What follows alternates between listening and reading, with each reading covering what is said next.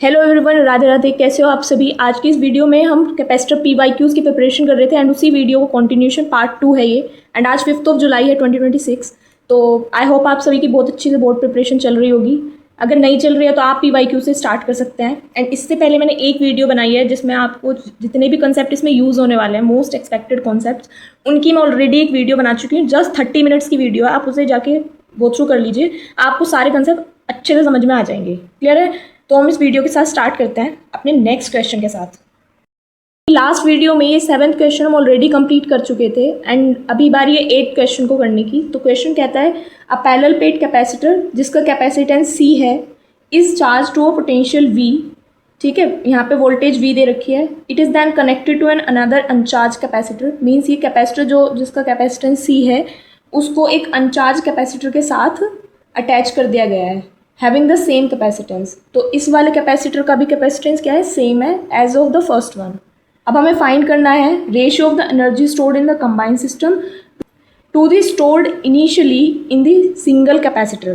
तो आपको रेशियो निकालना है कंबाइंड सिस्टम का के अंदर कितनी एनर्जी होगी एंड एक सिंगल कैपेसिटर के अंदर इनिशियली कितनी एनर्जी स्टोर थी। ठीक है, इन दोनों को हमें रेशियो निकाल के दिखाना है कि क्या रेशियो आएगा। जो क्वेश्चन है आपको समझ में आ गया होगा। तो मैंने जो चीज़ें गिवन थी वो लिख ली हैं कि फर्स्ट कैपेसिटर का capacitance C end voltage V। Second capacitor का कैपेसिटेंस बिल्कुल फर्स्ट वाले के जैसा यानी कि C ही होगा। अब वोल्टेज कितनी होगी ये हमें नहीं पता है। अब हमें फाइंड करना है U combined system by U single capacitor. U is the energy and energy का फॉर्मूला होता है हमारे पास हाफ CV²। क्लियर है। यहाँ पे C is the capacitance of a capacitor and V is the voltage. Mean जब हम दोनों कैपेसिटर को कंबाइन कर देते हैं तो उस टाइम पर हमें ये नहीं पता कि हमारा वोल्टेज कितना होगा। तो वोल्टेज हम कैसे निकाल सकते हैं। देखो, हमें कैपेसिटर का फॉर्मूला पता था, मैंने याद कर रखा है Q इक्वल्स टू CV से। यहाँ से V की वैल्यू भी निकाल सकते हैं, C की भी निकाल सकते हैं। अब देखो, इस फॉर्मूले से हम V की वैल्यू निकाल लेंगे विच इज़ Q/C। तो अब यहाँ पर एक इशू है कि हमें Q नहीं पता है। तो क्यों नहीं पता तो कैसे निकाल सकते हैं इसको। देखो, तो आपको एक बात याद रखनी है कि आपके पास एक पहले चार्ज कैपेसिटर था एंड उस चार्ज कैपेसिटर को एक अनचार्ज कैपेसिटर के साथ जब हम कंबाइन करते हैं तो दोनों ही कैपेसिटर में जो चार्ज है वो इक्वली डिवाइड हो जाता है। समझ में आ गई होगी बात। तो यहाँ पर Q की वैल्यू जो होगी ना, मैं लिख देती हूँ आफ्टर कंबाइन, वो हो जाएगी हाफ जितनी पहले थी। अगर पहले CV थी तो इस बार CV/2 हो जाएगी, और वो भी दोनों में आफ्टर कंबाइन, दोनों में फर्स्ट एंड सेकंड दोनों कैपेसिटर में CV/2 हो जाएगी। तो आपको Q पता चल चुका है। अब आपको ये पता करना है कि V कितना होगा दोनों में आफ्टर कंबाइन। तो V की वैल्यू कितनी होगी भाई, यहाँ से निकालेंगे तो Q/C, यानी कि Q की वैल्यू आफ्टर कंबाइन है CV/2। ठीक है, और जो C था आफ्टर कंबाइन भी कैपेसिटर का कैपेसिटेंस सेम ही रहा, यानी कि C as it is, C से C कैंसिल, तो V की वैल्यू होगी V/2। ये देखो, पहले एक सिंगल कैपेसिटर जो हमारे पास फर्स्ट वाला था उसकी V थी, लेकिन जब हम दोनों को कंबाइन किया है तो उस टाइम पर चार्ज इतना हो गया है CV/2 एंड वोल्टेज हो गई है V/2, मीन्स उसकी आधी। और हमारा जो कैपेसिटर था आफ्टर कंबाइन सेम रहा है। अब हमें क्या करना है, कंबाइन सिस्टम की एनर्जी एंड सिंगल कैपेसिटर की एनर्जी का रेशियो निकालना है। तो एनर्जी होती है हाफ CV²। तो पहले इसका निकालेंगे, इसका अलग निकालेंगे, दोनों को फिर डिवाइड कर देंगे और फिर उसका रेशियो निकल जाएगा। मैं आपको फटाफट करके दिखा देती हूँ। तो हम एनर्जी निकाल रहे हैं सिंगल कैपेसिटर के लिए, वो होती है हाफ CV²। तो हाफ C एंड दोनों कैपेसिटर के लिए जो वोल्टेज निकला था वो V/2 था, तो इसका स्क्वायर कर दिया हाफ CV²। तो इसको जब U सिंगल के लिए निकाला तो 1/8 CV²। क्लियर है। जब हम कंबाइन करते हैं तो यानी दोनों को जोड़ रहे हैं, तो कंबाइन कर रहे हैं एंड वोल्टेज, चार्ज एंड आपका जो कैपेसिटेंस, जब सारी चीज़ें इक्वल है तो हमने डायरेक्टली 2 से मल्टीप्लाई कर लिया है। तो जो भी सिंगल के लिए निकला उसको 2 से मल्टीप्लाई किया तो आंसर आ गया 1/4 CV²। ठीक है। अब हमें निकालना था ratio U combine by U single. तो U कंबाइन था हमारा 1/4 CV² एंड U सिंगल था 1/8 CV²। अब CV² कैंसिल हो चुके हैं, 1/4 × 8/1 हो जाएगा जब ये फ्लिप होके, तो ये आंसर आ जाएगा 2:1। क्लियर है। Next question is a capacitor C, a variable resistor R and a bulb B are connected in series। Means capacitor को C से लिखा गया, वेरिएबल रेजिस्टर को R से एंड बल्ब को B से।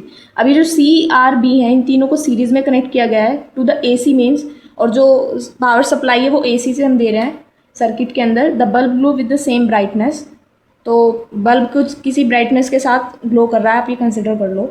अब पूछा गया है how will the bulb how will the glow of the bulb change, कितना चेंज होगा उसके ग्लो में अगर हम डाइलेक्ट्रिक स्लैब को इंट्रोड्यूस कर दे between the plates of capacitor, keeping the resistance R be the same.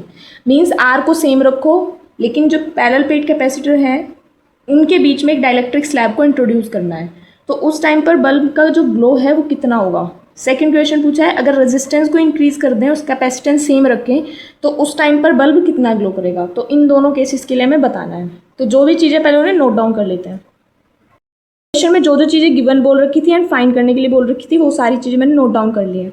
जैसे हमें बोला गया था सी, आर एंड बी, इन तीन कंपोनेंट्स को हमने सीरीज कॉम्बिनेशन में रखा हुआ है एंड हमें फाइंड करना है कि अगर हम डाइलेक्ट्रिक स्लैब को इंट्रोड्यूस कर दें और आर को सेम रखें तो उस टाइम पर जो बल्ब का ग्लो है उस पर क्या इफेक्ट पड़ेगा। एंड सेकंड पूछा है जब आर को इंक्रीज कर दें, सी को सेम रखें तो उस टाइम पर बल्ब के ग्लो पर क्या इफेक्ट पड़ेगा। तो एक चीज़ हमें याद रखनी है, जब भी हम सीरीज कॉम्बिनेशन की बात करते हैं तो उस सीरीज कॉम्बिनेशन में जितने भी कंपोनेंट्स होंगे ना, जैसे हमारे पास अभी 3 कंपोनेंट्स हैं, तो जितनी हम वोल्टेज प्रोवाइड करेंगे तो तीनों में वो डिस्ट्रीब्यूट हो जाएगी। तो तीनों कंपोनेंट्स में जो वोल्टेज होगी वो डिफरेंट होगी। एक को मान लेते हैं जैसे V1, V2 एंड V3, ये तीनों ही अलग अलग वैल्यूज़ होंगी ये, बट जब इनको कंबाइन करेंगे तो आफ्टर दैट वही सेम वैल्यू निकलेगी जितनी हमने पास की होगी। तो ये चीज़ आपको समझ में आ गई होगी। अब देखो, जब भी हम डाइलेक्ट्रिक स्लैब की बात करते हैं, जब भी हम पैरेलल प्लेट कैपेसिटर के बीच में डाइलेक्ट्रिक स्लैब को इंट्रोड्यूस करते हैं, तो एक चीज़ हमने नोट की थी कि हमारा जो कैपेसिटेंस होगा after the introduction of dielectric slab वो बढ़ जाता है एज़ कंपेयर कि हम नॉर्मल पैरेलल प्लेट कैपेसिटर का कैपेसिटेंस देखें। ठीक है, तो यानी कि सी डैश से मैं उस कैपेसिटेंस को डिनोट कर रही हूँ जब हमारे पास डाइलेक्ट्रिक स्लैब हमने डाल रखी है, तो उस टाइम पर सी डैश यानी कैपेसिटेंस की वैल्यू ज़्यादा है, और ये जो सी है नॉर्मल सी, ये रिप्रेजेंट करता है कि पैरेलल प्लेट कैपेसिटर का कितना कैपेसिटेंस है। ठीक है, तो ये जो कैपेसिटेंस अब है यानी कि डाइलेक्ट्रिक स्लैब जब हमने डाली तो वो कैपेसिटेंस हमारा बढ़ गया है। अब क्योंकि ये बढ़ गया है एंड आर रिमेन सेम, तो ये देखो जो हमारे रेजिस्टेंस है इस सीरीज कॉम्बिनेशन में दो चीज़ों की वजह से बन रहे हैं। एक ही कैपेसिटेंस का अपना खुद का एक रेजिस्टेंस होता है एंड एक रेजिस्टेंस खुद कुछ अपोजिशन लगाता है। ठीक है, अब इसको तो हमने सेम रखा है तो इसकी वजह से तो बल्ब पे कोई इफेक्ट पड़ेगा नहीं, लेकिन क्योंकि हमने कैपेसिटेंस हमारी बढ़ चुकी है डाइलेक्ट्रिक स्लैब की वजह से, तो इसकी वजह से हमारा जो वोल्टेज है वो डाउन हो जाएगा। क्यों डाउन होगा? क्योंकि हमें पता है C = Q/V होता है, तो अगर C बढ़ा तो V हमारा कम हो जाएगा, यानी कि वोल्टेज डिक्रीजेज। जो V डिक्रीज हुआ है ये कौन सी वाली वोल्टेज डिक्रीज हुई है? ये कैपेसिटेंस वाली वोल्टेज डिक्रीज हुई है। तो इस बार कैपेसिटेंस के अंदर वोल्टेज की वैल्यू कम होगी, तो यानी कि अब टोटल तो उतना ही सेम रहने वाला है, तो यानी कि हमारी जो वोल्टेज है वो R एंड B में इस बार बढ़ जाएगी। तो क्योंकि B के अंदर बढ़ रही है पहले से, तो इसीलिए V is directly proportional to I होता है ओम्स लॉ से। तो अगर V बढ़ा बल्ब के अंदर तो I भी बढ़ जाएगा, तो I इज इंक्रीजेज, और करंट के बढ़ने से हमारा जो बल्ब है और ज़्यादा ब्राइटर हो जाएगा, यानी कि बल्ब और ज़्यादा ब्राइटली ग्लो करेगा। क्लियर है? तो सेकंड क्वेश्चन पूछा है अगर हम R को इंक्रीज कर दें एंड C सेम रहेगा, और हमारा रेजिस्टेंस इंक्रीज कर दिया है हमने एंड कैपेसिटेंस को सेम रखा है, तो देखो रेजिस्टेंस क्या करता है? अपोज करता है ना, रोकता है, एक तरीके से रुकावट डालता है, तो यानी कि करंट का फ्लो कम हो जाएगा, तो बल्ब के पास जो करंट जाएगा वो थोड़ा कम जाएगा पहले से। अगर करंट डिक्रीज हो रहा है तो उस केस में बल्ब डिम हो जाएगा, डिम। ठीक है, यानी उसकी ब्राइटनेस कम हो जाएगी। आई थिंक आपको क्लियर हो चुका है। क्वेश्चन पे आ चुके हैं। ये बोल रहा है 2 capacitor of unknown capacitance C1 and C2, मतलब हमारे पास 2 कैपेसिटर हैं C1 एंड C2। इन दोनों कैपेसिटर को सीरीज में कनेक्ट किया गया है एंड उसके बाद इनको पैरेलल में, means they are first connected in series and then in parallel across a battery of 100 volt. 100 volt की बैटरी लगा रखी है। If the energy stored in the 2 combination is, means series था देन पैरेलल था, तो series वाले में energy जो स्टोर हुई है वो हुई है 0.045 जूल, एंड पैरेलल कॉम्बिनेशन में हमारी एनर्जी स्टोर हुई है 0.25 जूल। डिटरमाइन करना है the value of C1 and C2 and also calculate the charge on each capacitor in parallel combination. तो हमें बेसिकली 4 चीज़ें निकालनी है, C1 C2 की वैल्यू एंड उसके बेसिस पे चार्ज निकालना है दोनों कैपेसिटर में, मीन्स C1 पे कितना चार्ज होगा, C2 पे कितना चार्ज होगा। क्वेश्चन के अकॉर्डिंग C1 एंड C2 दो कैपेसिटर थे एंड दोनों कैपेसिटर को 100 वोल्टेज बैटरी के साथ कनेक्ट कर रखा था एंड जब हम दोनों कैपेसिटर को सीरीज कॉम्बिनेशन में रखते हैं तो उस टाइम पर कैपेसिटर में एनर्जी जो स्टोर हो रही थी वो हो रही थी 0.045 जूल, एंड पैरेलल कॉम्बिनेशन में एनर्जी स्टोर हो रही थी 0.25 जूल।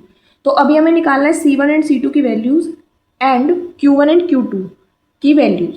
तो हमें C1 C2 Q1 Q2 इनकी वैल्यूज़ फाइंड आउट करनी है, ठीक है। तो देखते हैं, देखो सबसे पहले एनर्जी का फॉर्मूला होता है, सॉल्यूशन कर रहे हैं, तो जो हमारा एनर्जी का फॉर्मूला, एनर्जी को हम यू से रिप्रेजेंट करते हैं एंड इसका फॉर्मूला होता है हाफ CV²। कैपेसिटर के केस में एनर्जी बता रही हूँ मैं आपको। अभी देखो यहाँ पे कैपेसिटर को एक बार सीरीज में रखा गया, एक बार पैरेलल में, तो मैं एक साइड सीरीज का दिखाऊंगी, एक साइड पैरेलल का।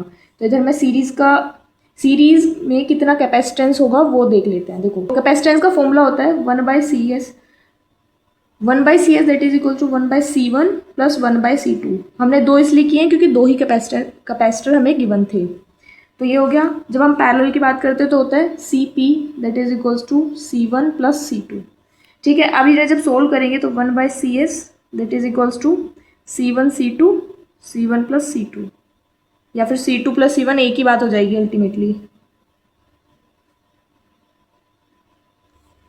तो CS हो जाएगा हमारा C1 C2 by C1 plus C2, ठीक है। एंड CP ये है। अब ये जो CS है, C की जगह हम एक बार CS रखेंगे और एक बार CP रखेंगे। तो एक एक करके कर लेते हैं।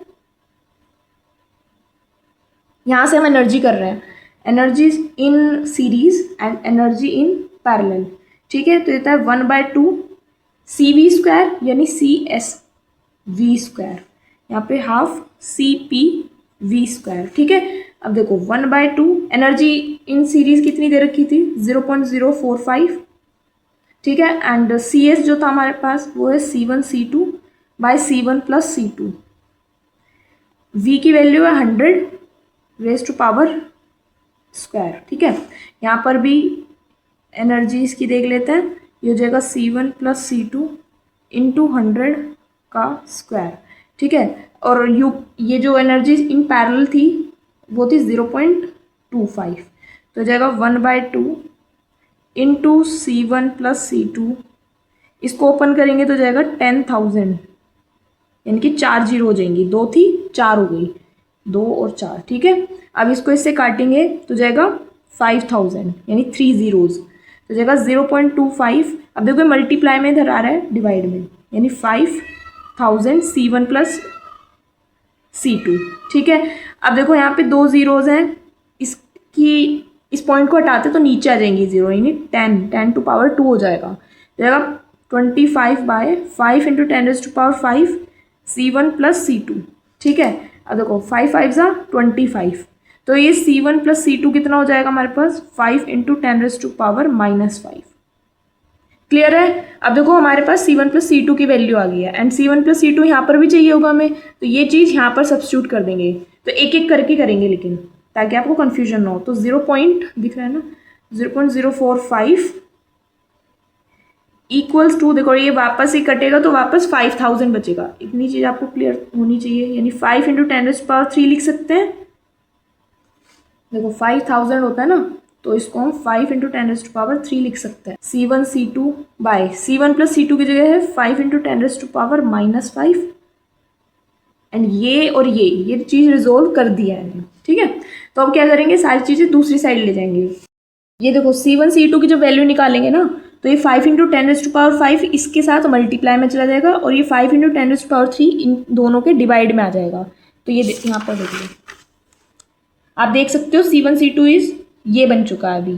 तो देखो इसे फर्दर सोल्व कर रहे हैं, तो यहाँ पर 3 है ना, तो मतलब 3 जीरोज नीचे आ जाएंगी, तो यानी 45 इंटू 5 इंटू 10⁻⁻5 अपॉन 5 इंटू 10⁻3, ये तो ये वाला था, ठीक है। इसकी 3 जीरो, ये भी नीचे।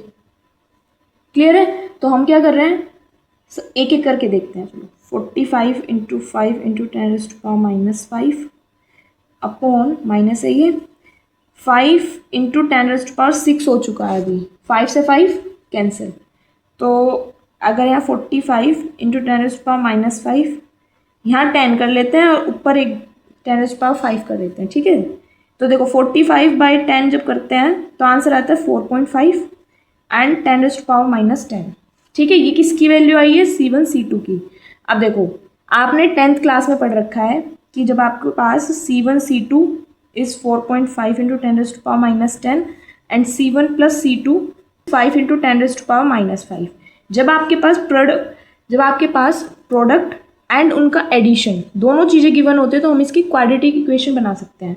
तो बना देंगे x² plus some of roots यानी कि 5 into 10⁻⁻5 into x plus product यानी कि 4.5 इंटू 10⁻⁻10 इक्वल्स टू 0। देखो, रिजोल्व करने के लिए a इक्वल्स टू 1 है, b की वैल्यू 5 इंटू 10⁻⁻5, c की वैल्यू है 4.5 इंटू 10⁻⁻10। देखो, ये बहुत ज़्यादा कैलकुलेशन वाला पार्ट है तो इसे ध्यान से देखना। देखो, आपके पास दो तरीके हैं, एक है -b प्लस माइनस √4ac/2a, या तो वो कर लो या फिर आप कर सकते हो d equals to b² minus 4ac, d equals to b² minus 4ac, या फिर आप ये वाला लगा सकते हो। ठीक है, तो d की वैल्यू निकाल लेते हैं। तो यहाँ से हो जाएगा b² यानी कि 5 इंटू 10⁻⁻5 का square minus 4 into 1 into c क्या है 4.5 इंटू 10⁻⁻10। अब देखो, 5 का स्क्वायर कर रहे हैं तो 25 हो गया है, एंड ये पावर का एक साथ करते हैं तो हो जाएगा 10⁻⁻10। ठीक है, माइनस देखो 4 एंड 4.5 18। ठीक है, 18.0 तो हो गया 18 इंटू 10⁻⁻10। अब देखो पावर सेम है यानी कि इनको इजिली सब्ट्रैक्ट कर सकते हैं ना। तो हमारा आंसर आएगा 7 इंटू 10⁻⁻10। ये आ गया आपकी d की वैल्यू। अब हम क्या करेंगे, इनके रूट्स निकालेंगे। तो रूट्स निकालने से पहले देखो, रूट्स कैसे निकालते हैं, x equals to -b plus minus √d/2a, ऐसे करके रूट्स निकालते थे। तो हमें यहाँ पे √d चाहिए होगा, तो उसे कैसे निकाल लेंगे, √d यानी कि √7। √7 कैसे कैलकुलेट करोगे आप, देखो ये आपने 9th क्लास में पढ़ रखा होगा। 7 देखो, या तो 1 1 जा करो, 2 2 जा करो, 3 3 से करते हो तो 9 हो जाएगा, तो वो ज़्यादा हो जाएगा, तो यानी 2 2 जा पे जाएंगे तो हो जाएगा 4, बचेगा 3। यहाँ पे पॉइंट लगा के 2 0, वो वाला मेथड है जिसमें हम पेयरिंग करते हैं। यहाँ पे पेयरिंग करने के लिए कुछ है नहीं, तो हम सिंगल वाले को देख रहे हैं, सिंगल डिजिट से स्टार्टिंग कर रहे हैं इसको देखने के लिए कि ये हो पाएगा ही नहीं। तो पहले 1 से स्टार्टिंग की, 1 1 जा 1 तो काफ़ी छोटा है, देखते हैं 2 से, 2 2 जा 4, 3 से देखते हैं 3 3 जा 9, तो 7 से बड़ा हो जाएगा, तो बड़ा नहीं चाहिए हमें, छोटा चाहिए, इसके इक्वल चाहिए। तो यहाँ पे इसका जो सोल्यूशन आता है वो 2.6, पूरी वैल्यू क्या है हमारे पास, √7 इंटू 10⁻⁻10 है ना, यहाँ पे इंटू 10⁻⁻10 भी था, तो इस 7 का तो हो गया 2.6 इंटू 10⁻⁻, यहाँ बचेगा -5। तो √d की वैल्यू आ चुकी है। अब एक रूट की वैल्यू निकालेंगे प्लस लेके, ठीक है, तो -b प्लस √d/2a करेंगे। तो -b यहाँ पे क्या था, -5 इंटू 10⁻5 और ये माइनस साइन के साथ लेना है, प्लस 2.6 इंटू 10⁻⁻5। अब अगेन आप चेक कर सकते हो, जो मल्टीप्लाई में टर्म है ये बिल्कुल सेम है, तो इजीली माइनस कर सकते हो आप। एंड 2a की वैल्यू 1, तो इनको जब पूरा सॉल्व करते हैं तो आंसर आता है -1.2 इंटू 10⁻⁻5 फराड। ठीक है, क्योंकि ये C1 की वैल्यू निकली आपकी अल्टीमेटली, और जो दूसरा रूट निकलेगा वो C2 की वैल्यू देगा, और उसका आंसर है -3.8 इंटू 10⁻⁻5 फराड। ठीक है, अब आपके पास C1 C2 आ चुके हैं। हमें पता है कैपेसिटर का फॉर्मूला होता है C इक्वल्स टू Q/V। अब देखो हमें चार्ज फाइंड आउट करना था, तो चार्ज कैसे निकालेंगे, Q इक्वल्स टू CV। हम एक बार C1 के लिए चार्ज निकालेंगे, एक बार C2 के लिए। तो जब C1 लेंगे तो यहाँ पे C1 की वैल्यू डाल देंगे, एंड V हमारे पास 100 वोल्ट बैटरी लग रही थी, वो हमें पता है। तो यहाँ पे एक बार इसको रख दो, यानी कि -1.2 इंटू 10⁻⁵ इंटू 100। ठीक है, तो जो आएगा वो Q1 बोल देना। ऐसे ही Q2 जो निकलेगा -3.8 इंटू 10⁻5 इंटू 100, तो जो भी आएगा वो Q2 हो जाएगा। तो इस तरीके से आपकी C1 C2 Q1 Q2 ये वैल्यूज आ जाएंगी। क्लियर है? देखो 10th हमारा हो चुका है। अब ये जो 11th क्वेश्चन है इसे स्किप कर रहे हैं अभी के लिए, बाद में हम इसे करेंगे, लेकिन हम 12th क्वेश्चन पे पहले इसलिए जा रहे हैं क्योंकि जैसा हमने 10th क्वेश्चन किया था एग्जैक्टली सिमिलर 12th क्वेश्चन है, बस थोड़ा सा वेरिएशन है, मैं आपको बता देती हूँ। फिर एक बार क्वेश्चन समझा दूंगी एंड क्या क्या फॉर्मूले यूज़ करके आप इसे सोल्व कर सकते हैं मैं वो बता दूंगी, उसके बाद आप इसे खुद कर लेना। क्लियर है? तो देख लेते क्वेश्चन क्या कहता है। तो question says two parallel capacitors x and y, ये डायग्राम पे आप चेक करते जाइए, दो कैपेसिटर हैं x and y, have the same area plates and same separation between them, इन दोनों प्लेट्स का एरिया सेम है एंड सेपरेशन उनके बीच में बिल्कुल सेम है, and x has air between the plates while y contains a dielectric medium of k equals to 4। तो जो x वाला कैपेसिटर है उसकी प्लेट्स के बीच में एयर फिल है, और जो सेकंड y वाला कैपेसिटर है इसकी प्लेट्स के बीच में डाइलेक्ट्रिक मीडियम डाला हुआ है जिसके लिए k की वैल्यू 4 दी गई है। क्लियर है? अब ये चीज़ तो गिवन थी, अब हमें फाइंड क्या करना है, हमें फाइंड करना है calculate the capacitance of each capacitor if equivalent capacitance of the combination is 4 माइक्रोम farad.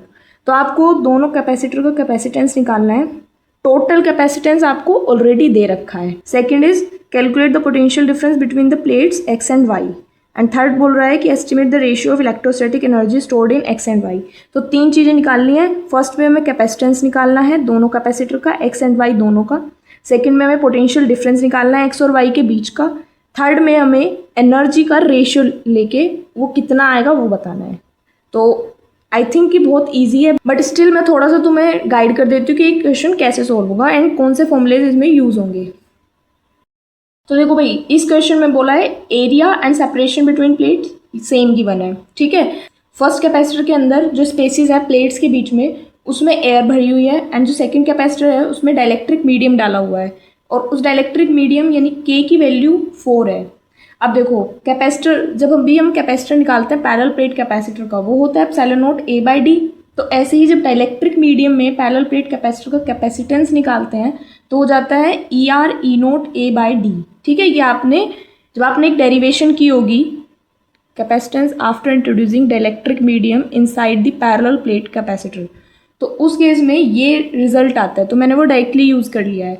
And जब नॉर्मल पैरेलल प्लेट कैपेसिटर होते हैं तो ये रिजल्ट आता है। तो इन दोनों को मैंने क्या किया है, डिवाइड किया, तो डिवाइड करने से इनमें एक रिलेशन मिला है, जब C1/C2 इज 1/ER, यानी कि हम इसे लिख सकते हैं C2 equals to ER into C1, and ER की वैल्यू में 4 गिवन है तो हमने वो डाल दी, तो C2 इज 4C1। अब हमें बोला है दोनों जो कैपेसिटर है वो सीरीज में है एंड उनका जो इक्विवेलेंट कैपेसिटेंस है वो हमें दे रखा है। तो देखो यानी 1/CS 1/C1 प्लस 1/C2, तो ये कितना हो जाएगा C2 plus C1/C1 C2, and यहाँ पे 1/CS, तो यहाँ से CS निकालेंगे तो जाएगा C1 C2/C1 प्लस C2। ठीक है, अभी जो CS है इसकी वैल्यू ऑलरेडी गिवन है 4 माइक्रोन फैराड। ठीक है, एंड जो C1 C2 है ये as it is C1 plus C2। अब देखो इसके लिए हमने एक रिलेशन निकाला है ना, C2 की वैल्यू की इन टर्म्स ऑफ C1, तो हम इस चीज़ को C2 की जगह रिप्लेस कर देते हैं, तो जगह 4C1 into 4C1 by C1 plus C2 की जगह लिख देते हैं 4C1, तो हो जाएगा 4C1 का स्क्वायर बाय 5C1, और यहाँ पे है 4, तो यहाँ पे C1 से कैंसिल, तो 4 into 5 that is equals to 4C1, और ये 4 से 4 कैंसिल, तो यानी C1 इज 5 माइक्रोन फैराड। अब C1 निकल चुका है तो C2 कैसे निकलेगा, 5 इंटू 4 करके, यानी C2 हो गया 20 micron farad. C1 and C2 दोनों की वैल्यू निकल चुकी है हमारी। फर्स्ट क्वेश्चन यही पूछा था कि C1 एंड C2 फाइंड करो, तो वो हमने निकाल दिया है। ठीक है, अब दूसरा जो क्वेश्चन पूछ रहा है वो बोल रहा है पोटेंशियल डिफरेंस फाइंड करना है आपको, पोटेंशियल डिफरेंस। तो आपको पोटेंशियल डिफरेंस फाइंड करना है, यानी कि V की वैल्यू निकालनी है। अब V की वैल्यू कैसे निकलते, कैपेसिटर का फॉर्मूला होता है C इक्वल्स टू Q/V। तो C तो चलो हमें पता है, V हमें निकालना है, तो Q हमें पता करना पड़ेगा ना, V की वैल्यू निकालनी है। अब कैपेसिटर का फॉर्मूला होता है C equals to Q/V, Q हमें पता नहीं है तो पहले Q फाइंड करना पड़ेगा, तभी हम V की वैल्यू निकाल सकते हैं इस फॉर्मूले की हेल्प से। तो सबसे पहले हमें Q1 एंड Q2 फाइंड करने होंगे, है ना।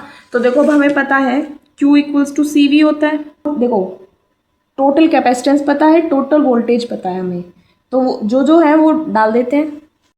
डायग्राम में चेक कर सकते हो, टोटल वोल्टेज हमें 15 वोल्ट ऑलरेडी शो कर रखी है, एंड आप यहाँ फर्स्ट क्वेश्चन में इन्होंने बोल रखा है कि equivalent capacitance is 4 micron farad, यानी कि हमारे पास टोटल वोल्टेज है, टोटल कैपेसिटेंस है, तो हम इजीली टोटल चार्ज निकाल सकते हैं। तो टोटल चार्ज क्या होगा, तो क्यू टोटल क्या होगा हमारे पास, that is c total and v total. तो जो सी टोटल है वो है 4 माइक्रोन फराड, और जो वी टोटल है वो हमें दे रखा है 15 वोल्ट्स। तो 15 4 से 60, तो 60 माइक्रोन कूलाम, ये हमारी क्यू टोटल आ चुकी है। ठीक है, अब देखो क्योंकि हमारे दोनों कैपेसिटर सीरीज में है, तो सीरीज की केस में चार्ज हमारा सेम रहता है, तो यानी कि जो क्यू टोटल निकला है ना वही हमारा Q1 एंड Q2 भी हो जाएगा। Q1 Q2 and Q total ये सारी चीज़ें सेम होंगी क्योंकि दोनों कैपेसिटर सीरीज में है, तो यानी इसकी वैल्यू हो जाएगी 60 माइक्रोन कूलाम।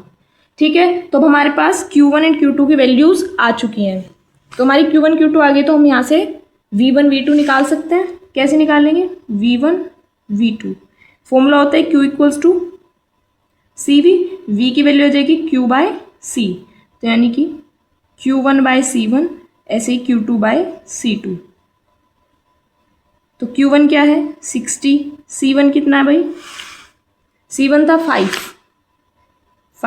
तो ये जगह 12 वोल्ट्स, एंड ऐसे ही Q2 था 60, C2 की वैल्यू थी 20, तो ये हो जाएगा 3 वोल्ट्स। तुम्हारी V1 V2 की वैल्यूज़ भी आ चुकी हैं। इसके थर्ड क्वेश्चन में पूछा था इलेक्ट्रोस्टैटिक एनर्जी जो स्टोर हुई है इन दोनों कैपेसिटर में उनका रेशियो निकालना है। तो थर्ड वाला कर रहे हैं, एनर्जी इन कैपेसिटर हम कैसे निकालते हैं, हाफ CV स्क्वायर करके। तो फर्स्ट कैपेसिटर में कितनी एनर्जी स्टोर है, सेकंड में कितनी स्टोर है, यानी 1/2 C1 V1 square, 1/2 C2 V2 square. फिर जो भी आएगा, देखो हम ऑलरेडी सारी चीज़ें निकाल चुके हैं, आप डायरेक्टली कैलकुलेट कर लेना। फिर ये हमें क्या करना है, इनका रेशियो निकालना है, तो जो भी यहाँ पे रेशियो आएगा वही आपका आंसर है। क्लियर है, नेक्स्ट क्वेश्चन देख लेते हैं। क्वेश्चन नंबर 12 तक हम ऑलरेडी कर चुके हैं। अब देखो जो 13 क्वेश्चन है उसे हम 1 मिनट बाद देखेंगे, पहले जो 14 क्वेश्चन है उसे देख लेते हैं क्योंकि ये एग्जैक्टली सिमिलर है। तो ये बोल रहा है 2 identical parallel plates capacitor A and B are connected to a battery of V volt with the switch S is closed. The switch is now open and the free space between the plates of capacitor is filled with the dielectric constant K. Now find the ratio of the total electrostatic energy stored in both capacitors before and after introduction of the dielectric. तो ये exactly same question है, बस इसमें एक difference है, एक बार switch close कर रखा है, एक बार स्विच ओपन कर रखा है। अगर इसमें आपको कोई कन्फ्यूजन है इस क्वेश्चन में just because of this switch case, तो आपको मैं एक ऑलरेडी क्वेश्चन करा चुकी हूँ। यस, ये क्वेश्चन नंबर 5 वीडियो का लिंक वो पार्ट 1 में मैंने कराया था, एंड उस वीडियो का लिंक मैं आपको डिस्क्रिप्शन में दे दूँगी। आप वहाँ जाकर फर्स्ट क्वेश्चन ही है ये, क्योंकि मैंने 5th क्वेश्चन से स्टार्टिंग की थी, आप जाकर उसे पहले चेक कर लेना, ये समझ में आ जाएगा तो वो आप इजीली कवर कर लोगे। क्लियर है, तो वो वाला क्वेश्चन का आप स्क्रीनशॉट ले लेना एंड उसे खुद से सॉल्व करना, अभी आपको प्रैक्टिस होगी। आप इस क्वेश्चन का स्क्रीनशॉट ले लो। देखो भाई, ये एक 15 क्वेश्चन है। A thin conducting spherical shell of radius r has charge q spread uniformly over its surface using Gauss law derive an expression for an electric field at a point outside the shell, draw a graph of electric field E of r with distance r from the center of the shell for this relation। ठीक है, आपको क्या करना है, goes law की help से spherical shell वाला आपको पूरा ड्राइव करना है। उसमें 3 केसेस होते थे, outside, inside and at surface. आपको इसमें सिर्फ आउटसाइड वाला केस पूछा है। आपको एक ग्राफ ड्रॉ करना है E एंड R के बीच में। ठीक है, तो आई थिंक आप इसे भी कर लोगे। इन केस आपको गोज लॉ की जितनी भी एप्लीकेशन है अगर वो नहीं आती हैं, तो मैंने इसकी भी ऑलरेडी एक वीडियो अपलोड कर रखी है, goes law with its application. उनकी सारी डेरिवेशन बिल्कुल सिमिलर हैं एंड उनको मैंने बहुत इजी तरीके से ट्रिक के साथ प्रॉपर स्टेप्स बताकर कि ये स्टेप होने वाले हैं उस तरीके से कराया है। तो आप वीडियो का लिंक डिस्क्रिप्शन में चेक कर लेना। क्लियर है। 16 क्वेश्चन बोल रहा है 3 identical capacitors C1, C2 and C3 of capacitance 6 picofarad each, means तीनों का कैपेसिटर, क्योंकि तीनों आइडेंटिकल कैपेसिटर हैं तो तीनों की इक्वल वैल्यू गिवन है। टू 12 वोल्ट बैटरी और वोल्टेज दे रखी है 12 वोल्ट, आपको पूछा है charge on each capacitor, equivalent capacitance of the network and energy stored in the network of the capacitor. Although ये बिल्कुल सेम क्वेश्चन है, जितने भी आपने क्वेश्चन अब तक किए हैं उनके बेसिस पर आप ये क्वेश्चन ईजिली सॉल्व कर लोगे, बट स्टिल अगर आपको सोल्यूशन चाहिए तो मैं अभी इसे करा देती हूँ।